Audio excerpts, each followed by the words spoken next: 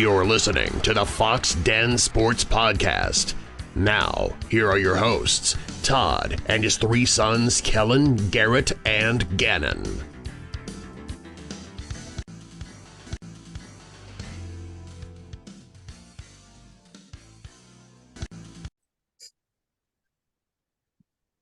We'd like to welcome back all of our friends, family, and foes to the Fox Den Sports Podcast. This is our 95th episode, and along with my two sons, Kellen and Garrett, my two oldest sons, Kellen and Garrett, and the son I always wanted to have, Diego Zavarse, one of the other sons I always wanted to have. So this is the 95th episode of the Fox Den Sports Podcast.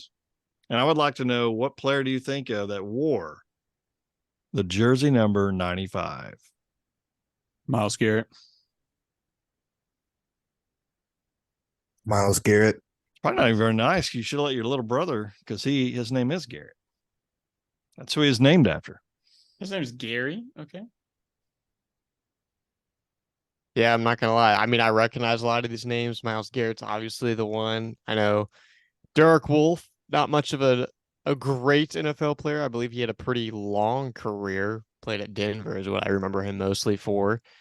Kyle Williams is a big name as well. But, I mean, Myles Garrett for me, probably top 5 defensive player in the NFL right now. Number 1 overall pick from the overrated Texas A&M Aggies. Way overrated. Richard Dent from the 85 Bears. They had their defense is the best defense I've still ever seen. 85 Bears and probably the 2000 Ravens. But Richard Dent was one of the guys on the defensive line, quarterback sacking. He was a machine, so he was incredible as well. So that's who I think of when I hear or see the jersey number 95. Let's talk a little OU football, shall we? A dominant defensive performance from, 20-6 against Cincinnati. In Cincinnati, it was a 11 a.m. kickoff our time. And take it from there. What did you take away from that game? What I took away is mainly before the game, so not after, but before the game, everyone was already saying that this is probably the best defensive line we'll play all year, given that they have 2 players that are going to go pro, whether or not they'll be good or a high draft pick, like they'll be in the NFL. But they have a very good defensive line, and the fact that Gabriel, from what I could remember, had plenty of time most of the night, but running game wasn't super, impressive. Averaged 3 yards a carry. But I mean, when our passing game was as dominant as it was, throwing for 300 yards, then not much else you can ask for. So.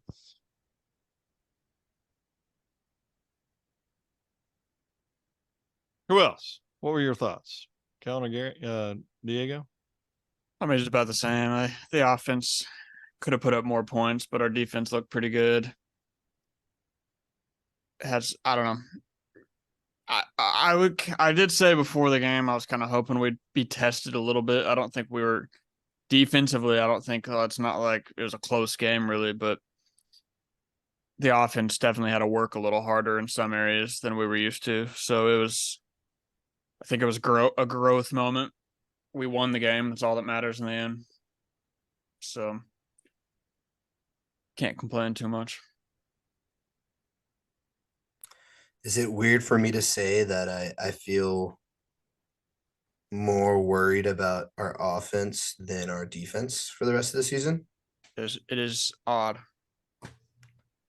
That's just what I feel like after watching that game. Like Gary said, the run game really wasn't there. I still don't feel like we know who is that running back. And I don't want it to be a question mark. I think we just gotta pick a guy and run with him. I feel like, honestly, my own opinion, I think Jackson Arnold would run the offense way better. I think could be more explosive. I think could be more openness to the offense.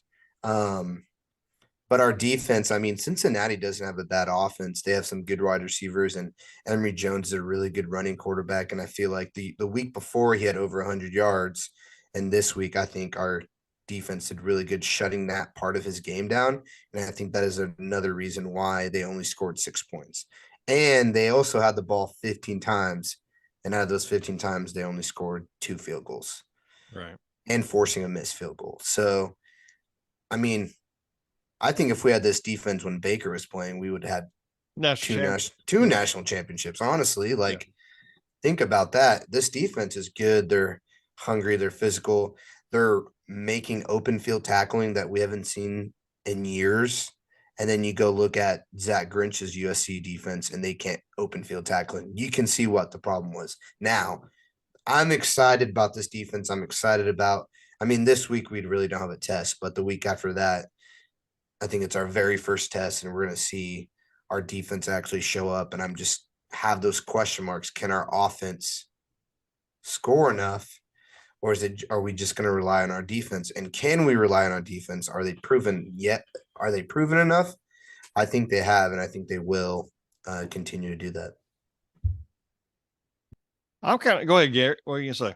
I was just going to say the only thing about the offense is if you take away the fumble and you take away the overthrow for Farouk and the missed PI in the end zone, it could have easily been mid-30s to 6. Granted, that stuff didn't go our way, so the score ended up 20-6. But we had opportunities, and it wasn't necessarily on Levy. It was more so on the execution, which I think I'm more comfortable in us getting the execution down than Levy improving, if that makes sense. Because I think Levy's a great offensive coordinator, and then on the running back side, Venables and Levy both keep saying it, they're pretty much just going to be going with whoever has the best week of practice until somebody solidifies themselves as running back one, which, like Diego said, I'm not super big fan of. It's hard for those guys to get in a rhythm, I feel like, but yeah, I was going to say the same thing about the fumble, Gabriel fumble, very close to the end zone. There's points given away right there, and it happens in every game. I know they had a missed field goal, and then he was. What's amazing is Gabriel was 26 for 38, and he had over 300 yards. What's that? 322 yards passing. But he had some of these overthrows, especially in the end zones, obviously that just hurt, and then causing us to kick some field goals. I still think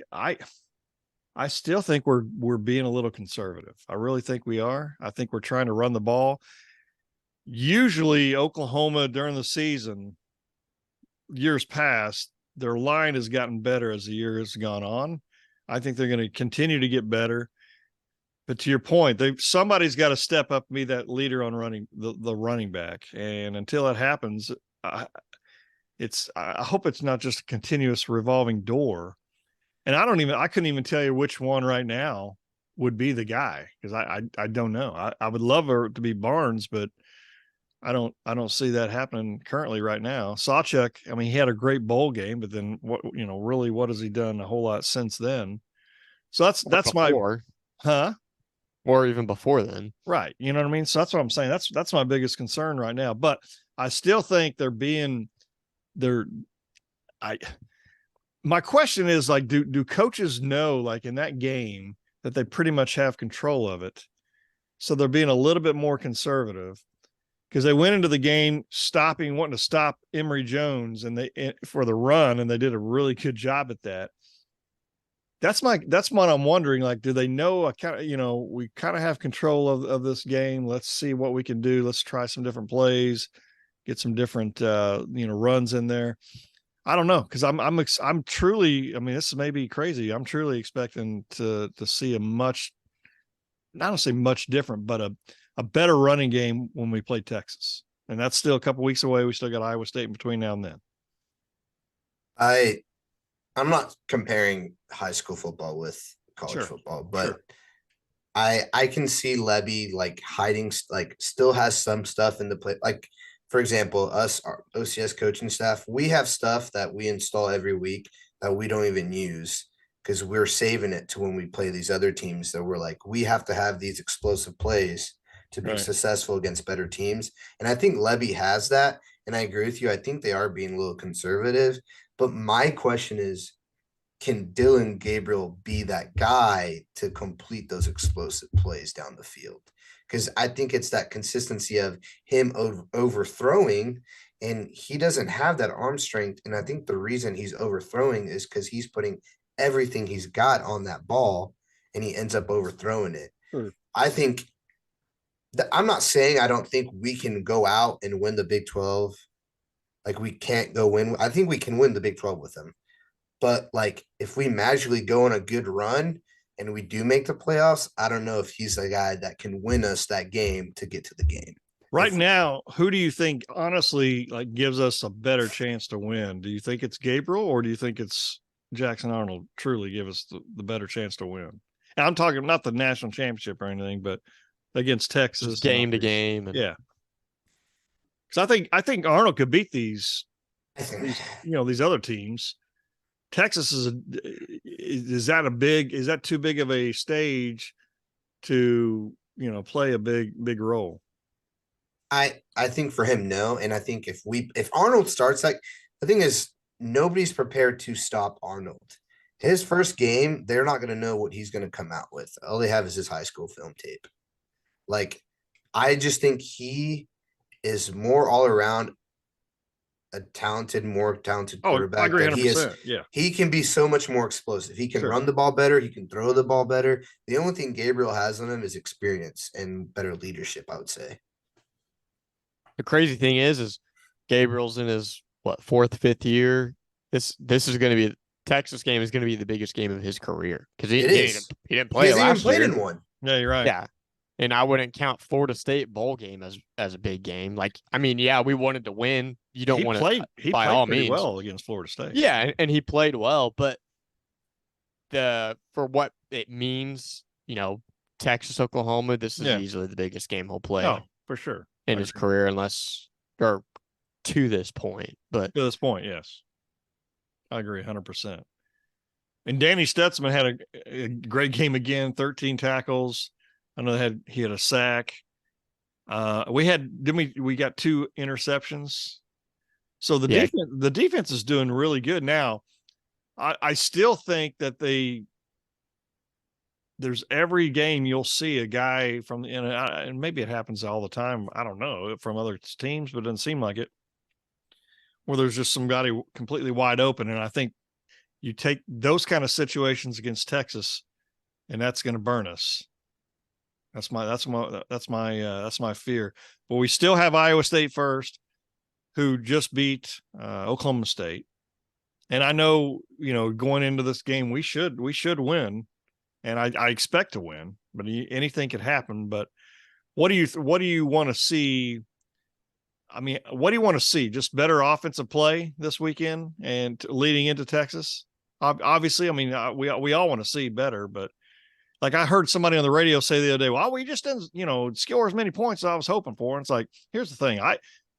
If you gave me right now us to beat Texas by 1, I'm taking it. I don't care what the point is. But also everyone is going to be taking a 20-6 game over a 45-30 game.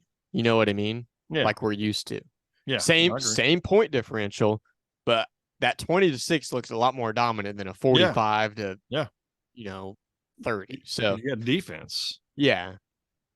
I would say, I mean, points for sure, but I just want to see a dominance to where we get the backups in midway through the third quarter, because I think that's how big the difference in talent and coaching is between us. But supposedly this quarterback's doing pretty good for Iowa State. He's turned the season around after the first couple games, but I would imagine the line is at us in favor to 20, and I would imagine we'll cover that. You think so? Yeah, I would imagine they probably don't get more than 14. and I think we can get well over mid-30s. I think I they're say going to they get. need to cover. Yeah, I think they're going to get more than we think. I really do. I think they need to cover. I mean, if we don't cover against Iowa State, then I'll be a little disappointed. I think Cincinnati's a better team than Iowa State. Plus, we're one of like 6 teams to win every game so far by 14 points. It's like us, USC, Penn State, Michigan, and a couple other teams. I think like Fresno State or something like that. But it's a very, I would say, elite group that's done that so far this year. Sure. Who's been the best college football team thus far through the first 4 or 5 weeks of the season? Who? If you had a vote right now for the top 4 to go into the playoff, who would you say would go right now? In order, Yeah, it doesn't matter. In order as much as whatever, it pains me, it'd probably go Florida State 1, Texas 2, Georgia 3, and then Washington 4. Yeah. I again, it pains me. I hate Florida State, man. And their fans are just annoying. But the win against LSU is turning out to be a pretty good win, Sure. obviously. And then beating Clemson at Clemson for the first time in like 6 years. I mean, that's pretty impressive as well. I don't think their quarterback's a quarterback to win a national championship, but I think they have the right to be. But does it there. seem like there's any quarterback that's the quarterback to win a national championship right now? Caleb Williams Yeah. is the only one. Caleb Williams. But Oh, I and don't Michael. think I think Michael Penix too. Michael Yeah, Penix, you're right. Yeah, from Washington. I think yeah. Quinn Ewers, I mean, if hypothetically in the playoffs he puts 2 back-to-back. Again, I said last week he's one of the most inconsistent quarterbacks in the country. But if he's on, he's arguably the best, if not, one of the best. So Sure. But it doesn't seem like on these good teams that there's just an insane quarterback. It doesn't seem. I don't feel like there's just an insane clear cut number one like there usually is. I think it's that's why I think it's anybody's game right now. I think Florida State's overrated. Texas is overrated, but I don't even think Georgia deserves the number one with the way they've been. No, they're not. I agree 100% on that. But like, it doesn't seem like last year's Georgia or the Alabama we used to watch. Like, no, they're not. They're not. But I think Washington's the best team in country right now. we say that, but Stetson Bennett was not even a top 10 quarterback, and no, they won but they too, had a good team. No, I know, but that's what I'm saying is it doesn't boil down to the quarterback. They don't I'm not even that's the talking about case. just quarterbacks. I'm just talking teams in general. I don't feel like there's just an insane team that like I would place my money on winning the national championship right now. What about Okay. Penn? I thought you were saying just quarterback, so I was like, Well, I was, and then I switched it to teams. yeah. I love Penn State. I Yeah, think I was Penn going to say, State's what about really- Penn State? They're looking. And I think they're going to win the Big Ten. I really do. I can think see they're Penn really- State being in there. Washington, Penn State. I say I think- Georgia, and I say either Florida State or Texas right now. I think it's Penn State, Washington. I have to say Georgia. I don't think Florida. I think nobody's coming out of the ACC, and I really do think, like, I truly believe it's going to be whoever comes out between Texas and OU. I really do think that, and then I agree with what Kellen says, and the reason why I think it could be us is because I don't think there's a clear-cut winner out of all these teams. I think OU can continuously keep getting better. Same thing with Texas, same thing with Penn State, same thing with like even Oregon. Like these teams can just get better and they can just make a run because there's nobody out there like a Georgia defense and a Georgia offense like we've seen the past couple of years. Right.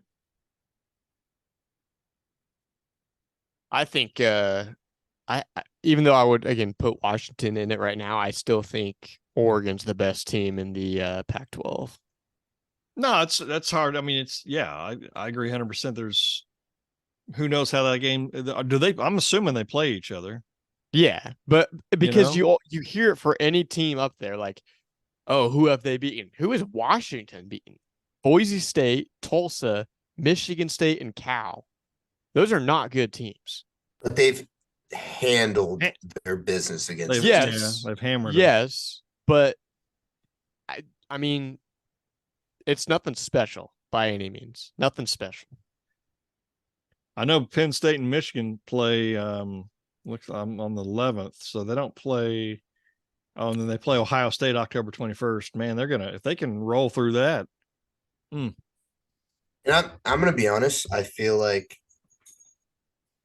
Sorry, that was my dog. If you heard that. I think OU's also kind of being overlooked a little bit, and Perfect. That's exactly what I want. and I think that's great for us because I think we play better that way. Sure.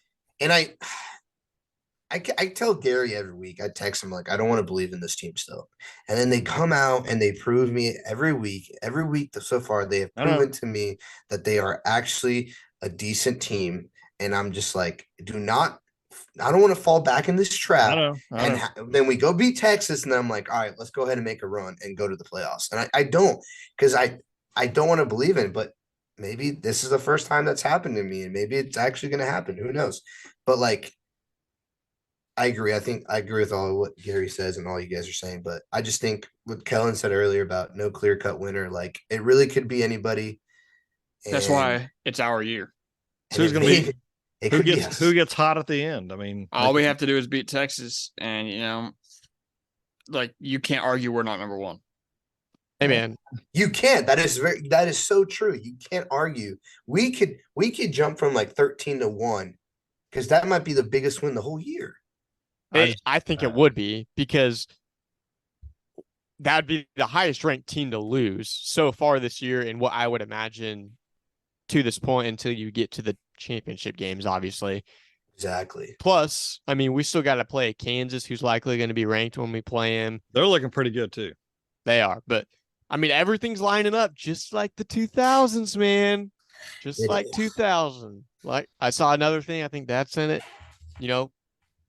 Forced 4 teams under 20 points, just like the year 2000. I know. I'm pretty sure we're like top 10 in offense and defensive efficiency. I know. Yeah, I know before this week, we were top 10 in all 3 and top 5, I think, in everything but special teams. We were like 7th. But, yeah, no, it's I keep waiting, and I hate to even be like this, but I'm like waiting for the defense to just have a relapse into, and I'm just praying they have against Texas. We've got it because in order to beat Texas, and this is what we'll be talking about more probably next week, is then that'll lead into the Texas game. But we got to get pressure on Quinn Ewers. We have to get pressure on him and hit him without having to try to blitz all the time. So we've got to somehow, some way, And we have to move the ball. Whether we score touchdowns or not, we got to keep our defense off the field as much as possible to get them rested to get back on the field. I agree 100%, but the best we do thing, need to score points. No, I agree. But like, even if it's field goals, like as long as we're not getting a bunch of 3 and outs, I want some touchdowns.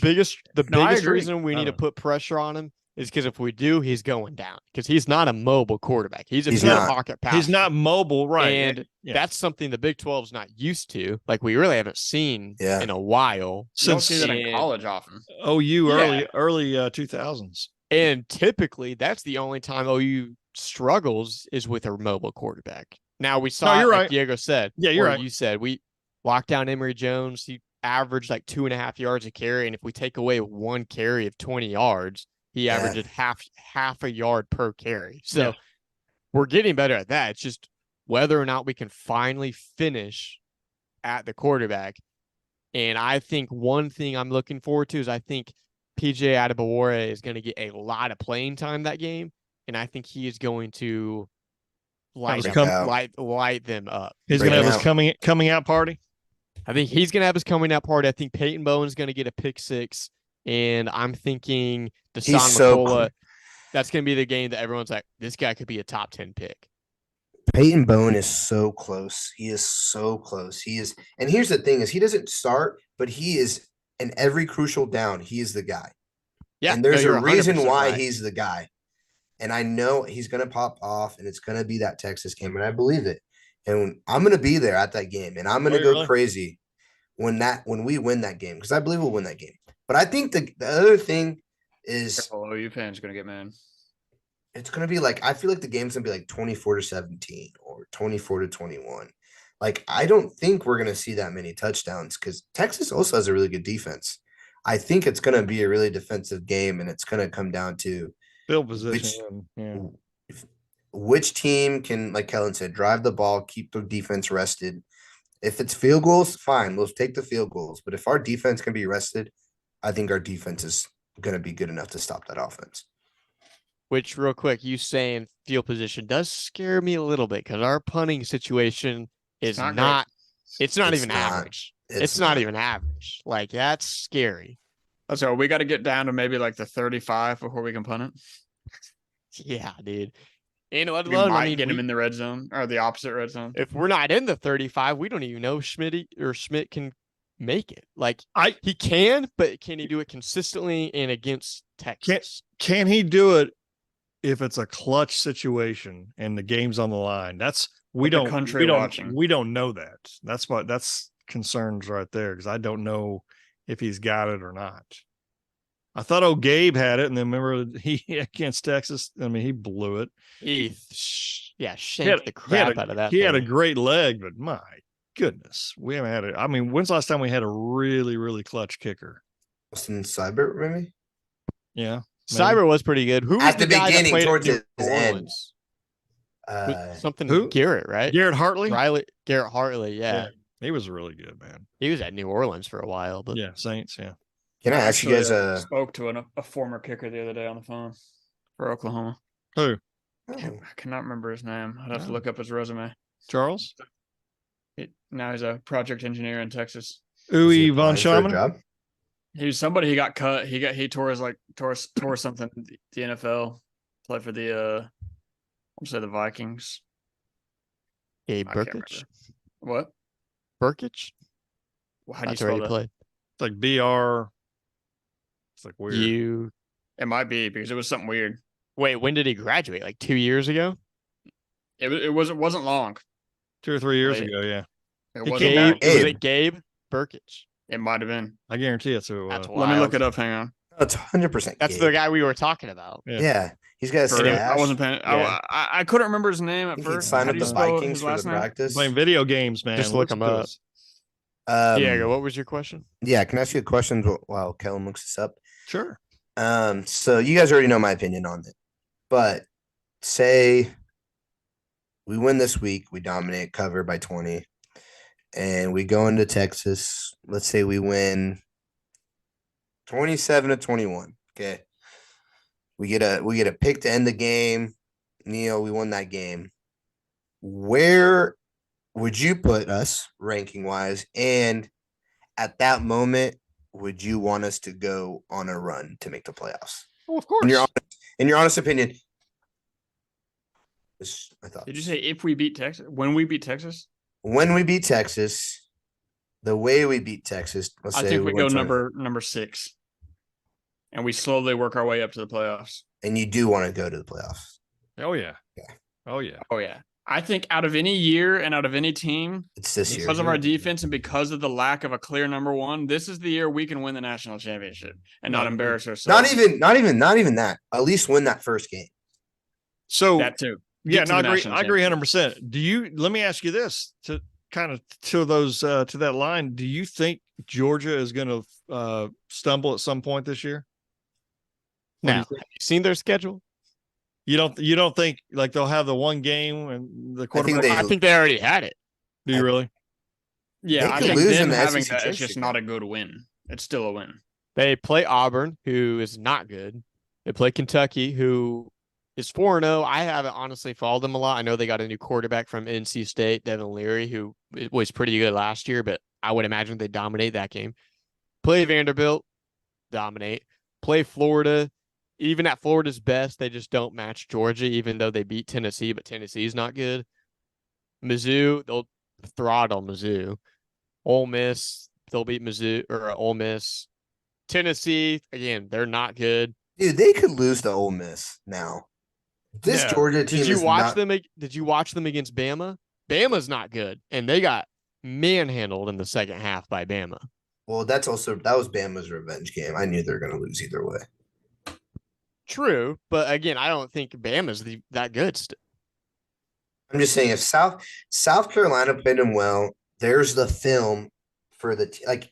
Here's the thing: if they go undefeated and they lose in the SEC championship game, they do not need to make the playoffs. Their schedule does not give them anything to make it if they lose in the SEC. And they would play who? LSU. I mean, right now, Bama still. But Because if LSU beats Bama, then that puts LSU back in there. Right? Technically, LSU hadn't looked very dominant either, though. I mean, so who knows? I think whoever comes out of the Big Ten, it's either going to be Ohio State, Michigan, or Penn State, and they all beat up on each other. So who's going to win? You know what I mean? Like, that's the only thing, though, is the Big Ten and Pac-12 is they're going to be, whoever comes out of it, they're going to be battle tested because they play those teams. Right. Because Oregon, USC, Utah, Washington, they all play each other like, pretty much. Grief. So I also just have a feeling if we make the playoffs or if we do a New Year's Six Bowl, I have a feeling that we're going to be playing USC. That would be insane. 100%. I've said this before. If we have even just similar records, anything like I know, if we're in debate for the top four, if we're in the debate for the top four, I know that committee's like, we're going to make so much money if we put these teams. And here's the thing: OU has no pressure in that game. We don't have pressure. All the pressure is on Lincoln Riley and Caleb Williams, because if they lose that game, they're not going to hear the end of it. They're like, that's all First Take, undisputed. We weren't supposed to make it this far. We're not supposed to make it that far. They were Lincoln Riley special. And I just feel like they have the most pressure that if that game happens on them, not on us. If Dylan Gabriel doesn't get hurt last year and plays against Texas, I still think Texas wins, but it's not a blowout like it was. I think everybody's going into this game with still thinking about last year in mind and how they destroyed us. And it's going to be a totally different game, obviously, if everybody's healthy and all that kind of stuff. But that's the only thing I've got going right now. And then hypothetically, man, even if he does, let's say he struggles a little bit, I don't know if Venables has the does guts. he have the guts to sit there and throw Arnold in, because that could be his coming out party. But I mean, say what you want. I mean, Lincoln, that took some guts throwing in Caleb in that game. Yeah, it did. I mean, when we were down that much, to sit there and be like, say a freshman quarterback get a spark that's dropped a lot of snaps, even was the best chance. Like that did take some guts. Sure. And that's such a smart coaching move, especially at halftime, because you got to make adjustments. And and the Texas defense was not ready to stop Caleb Williams because they didn't know what he was going to come out and do. And that's why I'm like, man, if he is struggling early in that game and Venables, like if he knows, I mean, if he ever listens to this, and I hope he does, if you know, he does, and you have a feeling, you need to make that move, because that will just change all of Texas coaching staff's decision-making and coaching decisions. Because just like, they don't know how to stop Arnold because there's no film on this guy. Yeah. How is he? And if he's performing good, making adjustments like that in just quarters and minutes is tough. And I just feel like props to Lincoln Riley. I think he made a great move on that. And I was the one cheering for Caleb Williams 2 weeks before that anyway, the West Virginia game. So, yeah. You're the reason we lost Spencer Rattler. That's a great loss. It's okay. I agree 100%. Hey, I agree, but we would have been a lot better last year if we had him. He's better than Dylan Gabriel. Here he was. His good games are better than Dylan Gabriel. Yeah, he's not anymore. He's less consistent. I don't know, man. I just don't think he's. I think Dylan Gabriel's terrible. That's all. I don't think. I don't think he's good. He's the Dak Prescott of college. No, football. Don't you even dare! Don't you even dare! Yeah, but you can't argue it. No, he's not the Dak. He's not the Dak Prescott. I just want to know how he's going to perform. If it is down to the wire, is he going to be able to lead? You know, that I do want to know that, just to see what he's got in him. But I don't know. He reminds me. He reminds me a little bit of the 2000 left-handed quarterback Josh Heupel. I'm just saying. But I feel like Josh Heupel was a gamer. He was a gamer, and he was just like. Yeah, is Dylan Gabriel a gamer though? I don't think he's proven, at least to me, that he's a gamer. He doesn't have that He that doesn't know ball. Baker think- instinct, that Kyler I know. instinct, that Jalen instinct, that he can make one play, the momentum changes, and it's over. OU Texas 2000 is whenever it all changed. I'm just There we telling you. go. And it could happen here too. And Everything's already in a going week that or two. way. It'd be great. I'm hoping. Kellen or Garrett, were you getting ready to say something? No. What? Let's get some predictions for the Oklahoma Iowa State game. What's your thoughts? I'm going 45-10. Sooners. Okay, I was going to ask.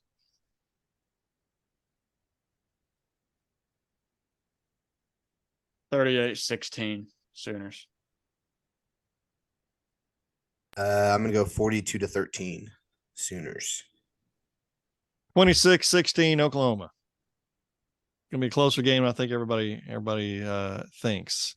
I hope you're wrong, because I hope I'm wrong, man. then I will not I be hope ready I'm for the wrong. week after that if it's 26-16. But that's the thing is Diego will be filing those refund tickets for sure. I still think you're gonna see Diego's got a Texas jersey you're underneath. gonna see a conservative game plan. I think they're gonna try to establish the run as much as possible, try to get, the holes for these guys to run through. And I think that's what they're gonna try to do, is get in and out with running the football, trying to get the game over quicker by keeping the clock moving.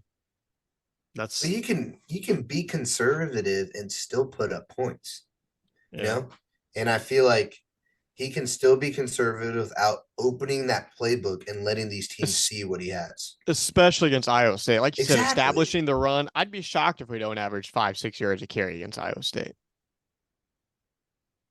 I'll be surprised if it's more than like 4.1 or 4.2. As of right now. I mean, until they prove me wrong. 4.1, 4.2 is still not bad. Yeah, but I wanted to say like, sub 4, but we'll see. It'll be interesting. All right. What else you guys got? Anything else?